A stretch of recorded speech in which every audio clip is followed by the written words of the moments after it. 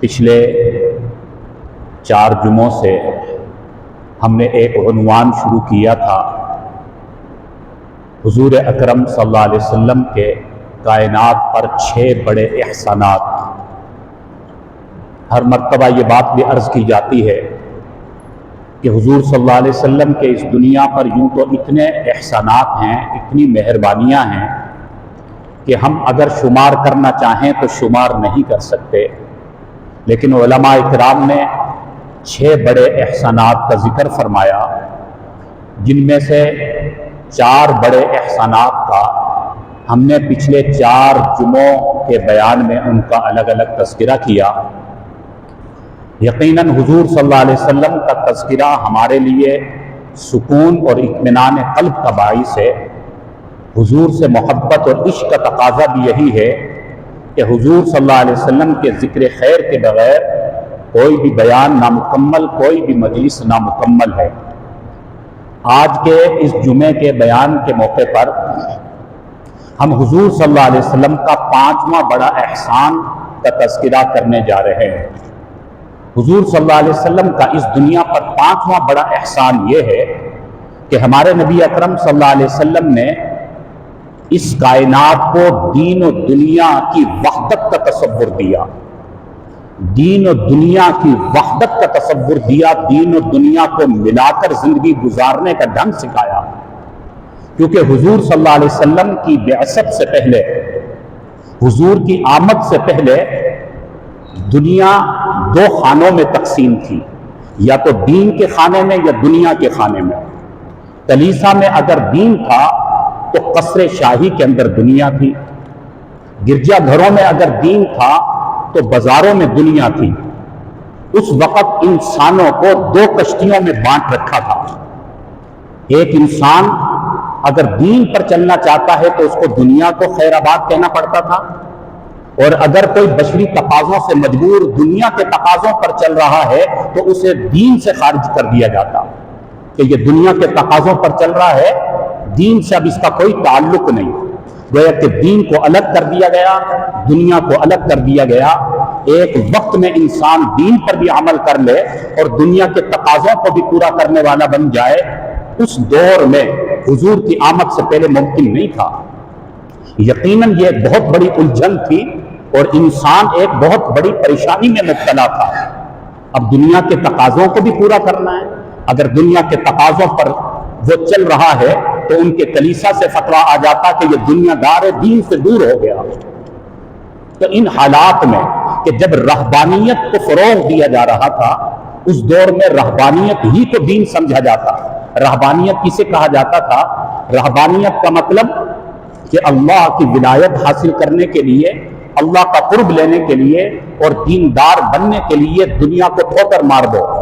گھر بار کو چھوڑ دو، بچوں کو چھوڑ دو، دنیا کے سارے تقاضوں کو فراموش کر دو اور جنگل کا رخ اختیار کر لو اور وہاں رہ کر اللہ اللہ کرو۔ اسے رہبانیت کہا جاتا۔ پیچھے گھر والوں کی کیا ذمہ داریاں، اسے پرواہی نہیں، پیچھے کے تقاضے کیا ہیں اس کو کوئی پرواہی نہیں، سب کچھ کو چھوڑ کر جو جنگلات کا رخ اختیار کر کے وہاں بیٹھ کر تسبیح کرتا اور اللہ اللہ کرتا، اسے کہا جاتا یہ رہبانیت اختیار کر چکا، یہ اللہ والا بن چکا۔ اور جو اس طرح نہ کرتا وہ دین سے دور کہلایا جاتا۔ یہ عجیب الجھن تھی، عجیب قسم کی کشمکش تھی حضور کی آمد سے پہلے۔ حضور صلی اللہ علیہ وسلم کا اس کائنات پر یہ ناقابل فراموش بہت بڑا احسان ہے کہ حضور صلی اللہ علیہ وسلم نے آ کر اس تقسیم کو ختم کیا، دین و دنیا کی وحدت کا تصور پیش کیا اور دنیا کو یہ پیغام دیا کہ تم ایک وقت میں دین پر بھی چل سکتے ہو اور دنیا کے تقاضوں کو بھی پورا کر سکتے ہو، اور انہیں یہ سبق دیا کہ کائنات کا چپا چپا تمہارے لیے عبادت گاہ بن سکتا ہے۔ تم دنیا کے کسی بھی کونے میں اپنے کاروبار کی جگہ پر اپنی تجارت کرتے ہوئے یا اپنی دکان کے اندر رہ کر بھی تم چاہو تو اپنی عبادت کر سکتے ہو، اللہ کا حکم پورا کر سکتے ہو۔ لہٰذا اس تقسیم کو ختم کیا اور حضور صلی اللہ علیہ وسلم نے ایک اصول بتلا دیا دنیا کو، اور وہ اصول یہ تھا کہ اگر تم اللہ کی رضا کے لیے کوئی کام کرو گے، تمہارے کسی بھی کام میں جب رضائے الہی کا جذبہ ہوگا، اللہ کو راضی کرنا مقصد ہوگا، اللہ کا حکم پورا کرنا مقصد ہوگا تو تمہارا وہ ہر کام عبادت بن جائے گا، وہ ہر کام تمہارا دین بن جائے گا کہ جس میں تمہارا مقصد اللہ کی رضا ہے اور اللہ کا حکم پورا کرنا ہے، تو ہر کام دین بن گیا، ہر کام عبادت بن گیا۔ اور اگر اللہ کی رضا مقصد نہیں ہے، اللہ کا حکم پورا کرنا مقصد نہیں ہے، ریاکاری اور نمود مقصد ہے، تو تمہاری عبادت بھی دنیا بن جائے گی، اس عبادت کا بھی کوئی فائدہ نہیں۔ اگر اللہ کی رضا کی خاطر، اللہ کو راضی کرنے کے جذبے کی خاطر کوئی حکومت کرے گا تو حکومت کرنا بھی دین بن سکتا ہے۔ اللہ کی رضا کے لیے اخلاص کے ساتھ اللہ کو راضی کرنے کے لیے کوئی سیاست کرے گا تو سیاست کرنا بھی دین بن جائے گا۔ کوئی تجارت اللہ کے حکموں کے مطابق کرے گا تو تجارت کرنا بھی دین بن جائے گا، کاروبار کرنا بھی دین بن جائے گا۔ ازدواجی زندگی کے تقاضوں کو پورا اگر اللہ کی رضا کے لیے اللہ کے حکموں کے مطابق کیا جائے گا تو ازدواجی زندگی کا گزارنا یہ بھی دین بن جائے گا۔ بچوں کی پرورش کرنا، اولاد کی تربیت کرنا، گھر کے تقاضوں کو پورا کرنا اگر اللہ کے حکموں کے مطابق، اللہ کے نبی کے طریقوں کے مطابق اللہ کی رضا کے لیے ہے تو یہ دنیا کے تقاضوں کا پورا کرنا بھی دین بن جائے گا۔ اور اگر اللہ کی رضا مقصود نہیں ہے، رضائے الہی نہیں، ریاکاری اور نام و نمود کے لیے اگر کوئی عبادت کرے گا تو وہ عبادت نہیں، وہ دین نہیں، وہ بھی دنیا بن جائے گا اور وہ بھی انسان کی خسارے کا باعث۔ اللہ کی رضا کے لیے، اللہ کی خوشنودی کے لیے اگر کوئی نماز پڑھتا ہے تو ٹھیک ہے، اگر اللہ کی رضا مقصود نہیں ہے، نام و نمود کے لیے، تو یہ نماز بھی نامکمل ہے، یہ نماز بھی دین نہیں ہے۔ ذکر و اذکار کرنا بھی دین نہیں ہے، صدقہ خیرات کرنا بھی پھر دین نہیں ہے۔ اصول اور یہ پیمانہ یہ بتایا کہ اصل اللہ کی رضا مقصود ہو، رضا ہی الہی کی خاطر جو عمل کرے گا اس کا ہر عمل کارآمد ہے، ورنہ عبادت بھی بیکار ہے۔ حدیث میں آتا ہے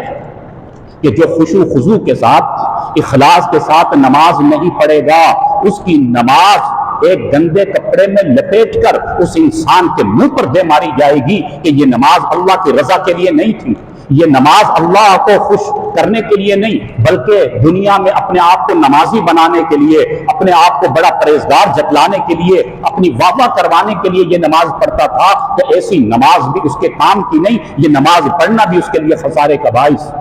اسی طرح کوئی روزہ رکھ رہا ہے، کتنی عظیم عبادت، اللہ کی رضا مقصود نہیں ہے،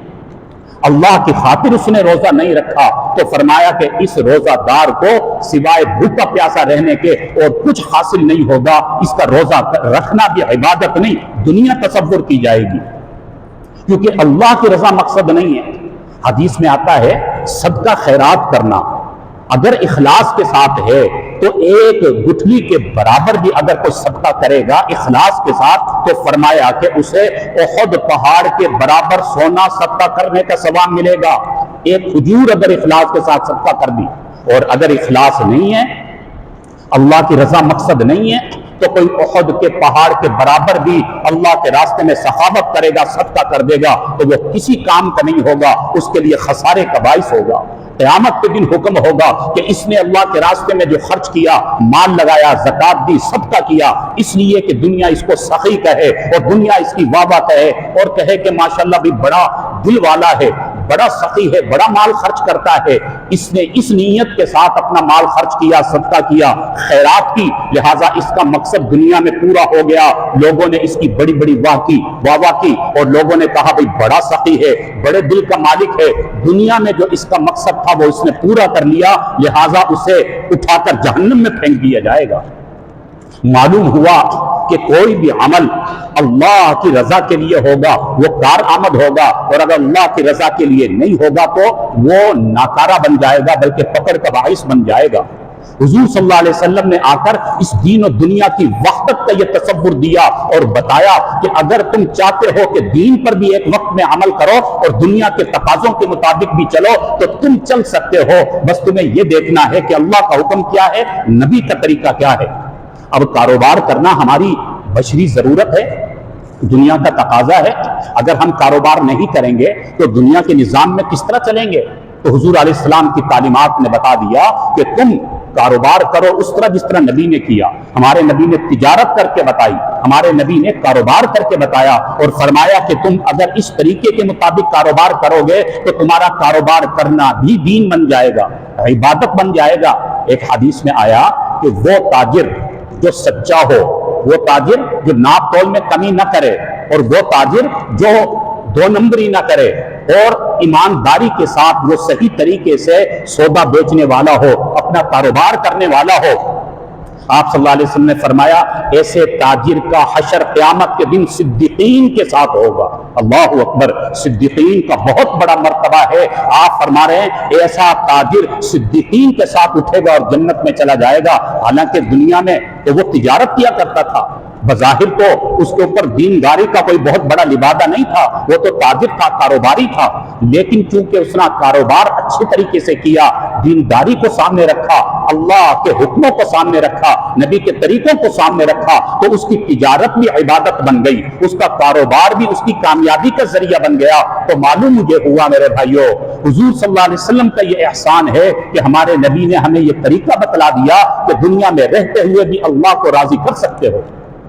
رہبانیت کو حرام قرار دیا اور بتلا دیا کہ رہبانیت اختیار کرنے کی ضرورت نہیں. تمہیں اپنے گھر کے اندر رہ کر گھر کے نظام کو چلاتے ہوئے تم نے اپنے دین کے تقاضوں کو پورا کرنا ہے. دونوں کو ایک ساتھ لے کر چل سکتے ہو, ایک ہی کشتی میں بیٹھ کر تم اپنے دین پر بھی عمل کر سکتے ہو, دنیا کے تقاضوں کو بھی پورا کر سکتے ہو. یہ اللہ کے نبی نے آ کر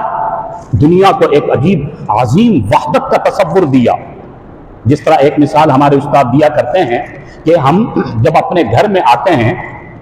تو ہمارا معصوم بچہ, ہمارا پوتا یا نواسا یا بچہ یا بچی, جب وہ بچہ ہمارے سامنے آتا ہے تو انسان کا فطری تقاضا ہوتا ہے, یہ بشری تقاضا ہوتا ہے کہ وہ انسان اپنے بچے کو اٹھاتا ہے اور اسے پیار کرتا ہے. یہ انسان کا ایک بشری تقاضا ہے کہ اس کا خون ہے, اس کا لخت جگر ہے, اس کا معصوم بچہ, بیٹا, پوتا جب اس کے سامنے آیا تو اس نے اٹھا کر اسے پیار کر لیا. فرمایا کہ اس جگہ پر اگر آدمی تھوڑی دیر کے لیے اپنی نیت کو یوں کر لے کہ چونکہ حضور صلی اللہ علیہ وسلم بھی جب گھر میں تشریف لایا کرتے تھے تو جب معصوم بچے سامنے آ جایا کرتے, حضرت حسن حسین سامنے آ جایا کرتے, یہ دوسرے معصوم بچے سامنے آتے, تو آپ صلی اللہ علیہ وسلم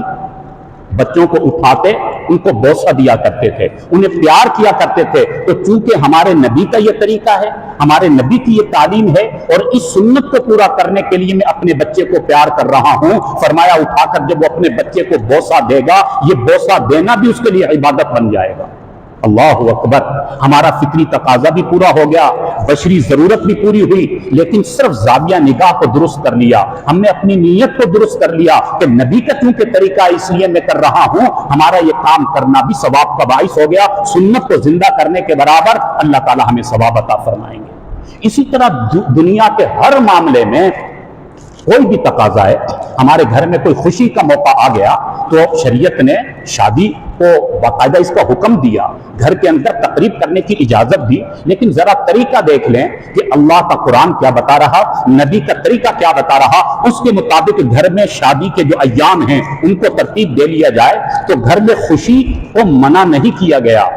لہٰذا وہ خوشی کے ایام بھی انجام پائیں گے اور وہ ہمارا عمل کرنا بھی ثواب کا باعث بن جائے گا, کیونکہ ہم نے کوئی نبی کا حکم نہیں توڑا. اسی طرح زندگی کے تمام معاملات میں اگر اس چیز کو ہم سامنے رکھ کر چلیں گے, اللہ کا حکم کیا ہے, نبی کا طریقہ کیا ہے, تو ہماری دنیا بھی دین بنتی چلی جائے گی. بس اس سوچ کو سمجھنے کی ضرورت ہے, حضور صلی اللہ علیہ وسلم کے اس پیغام کو سمجھنے کی ضرورت ہے, تو کبھی بھی ہم ٹھوکر نہیں کھائیں گے. اس وقت اس سمجھ نہ ہونے کی وجہ سے ہم ٹھوکر کھا رہے ہیں. جو دنیا میں گیا وہ بیچارہ دنیا میں ہی مستغرق ہوتا چلا گیا, دنیا میں ہی پھنستا چلا گیا, وہ دین سے دور ہو گیا. اور جو دین کی طرف آ رہا ہے وہ سمجھتا ہے کہ میں اگر دنیا کی طرف جاؤں گا تو میرا دین مجھ سے رہ جائے گا. میرے بھائیو, اگر ہم اپنے نبی کی سیرت کو سامنے رکھیں گے, نبی کی تعلیمات کو سامنے رکھیں گے, نہ انشاءاللہ ہم سے ہمارا دین چھوٹے گا, نہ دنیا داری چھوٹے گی. دنیا کے تقاضے بھی پورے ہوتے رہیں گے, تجارت اور کاروبار بھی چلتا رہے گا, گھر کا نظام بھی چلتا رہے گا, اللہ بھی راضی ہوتے رہیں گے. تو میں نے عرض کیا کہ آپ صلی اللہ علیہ وسلم کے 6 بڑے احسانات میں سے 5واں بڑا احسان دنیا پر یہ ہے کہ ہمارے نبی نے آ کر دین اور دنیا کی وحدت کا تصور پیش کیا. حضور کی آمد سے پہلے دین الگ تھا, دنیا الگ تھی. ایک وقت میں ایک انسان دین اور دنیا پر چل نہیں سکتا تھا، یا تو دین یا پھر دنیا۔ انسان اس کشمکش میں تھا، حضور نے آ کر دنیا کو اس کشمکش سے نکالا اور دین و دنیا کی وحدت کا تصور دیا اور بتایا کہ ایک ہی وقت میں تم اللہ کو راضی بھی کر سکتے ہو اور دنیا کے تقاضوں کو بھی پورا کر سکتے ہو۔ بس تم نے یہ دیکھنا ہے اللہ کا قرآن کیا بتا رہا، نبی کے طریقے کیا بتا رہے ہیں۔ تو حضور صلی اللہ علیہ وسلم کی سیرت کا، حضور کی تعلیمات کا ایک ایک حصہ ہمارے لیے مشعل راہ ہے۔ اگر نبی کی سیرت کو سامنے رکھ کر چلیں گے تو کبھی بھی ہم ٹھوکر نہیں کھائیں گے، کبھی بھی ہم پریشان نہیں ہوں گے۔ تو آپ صلی اللہ علیہ وسلم کا یہ 5واں احسان ہے جو ہم نے اس 5ویں جمعے کے موقع پر عرض کیا۔ انشاءاللہ اگلے جمعے پر ہم وہ 6واں احسان انشاءاللہ عرض کریں گے اور اس کے بعد پھر انشاءاللہ ایک نیا موضوع ہوگا۔ اللہ رب العالمین ہم سب کو عمل کی توفیق نصیب فرمائے۔ وآخر دعوانا ان الحمدللہ رب العالمین۔